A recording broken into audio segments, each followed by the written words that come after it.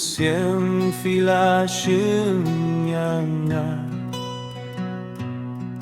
Hakaporba jynjar ba Iborba ngayakin du sebun ki jinge Babun ki paralot pangayit kim sempre Filong kebriu bapertam na kiwe Wadlara pilong tang kakinte Na ekay niyet nga niyo kumapi Nakane ka daw bun kibriu kibis ni yangi Filong sisa kabriu Bakerpang Bau bleyang au lamang Buat lada bungki jinge baro Hinrei ubley yang inum juino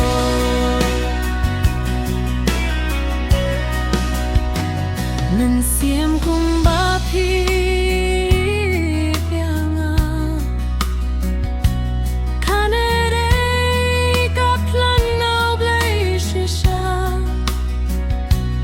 Gabin bud bandu yapi Lada don kum kata sisingkas ni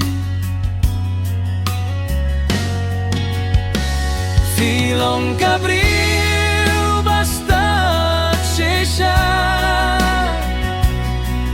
Bau blei ulai hanga Walada bungki jinge Henrei piai bei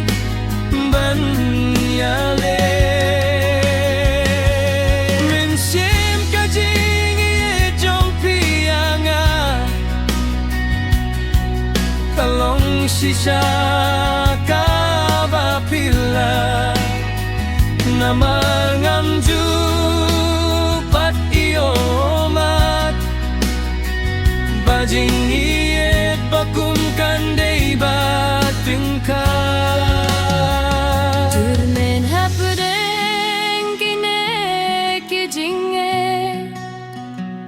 Mynsiem ay bangin laban yale Ginyay shani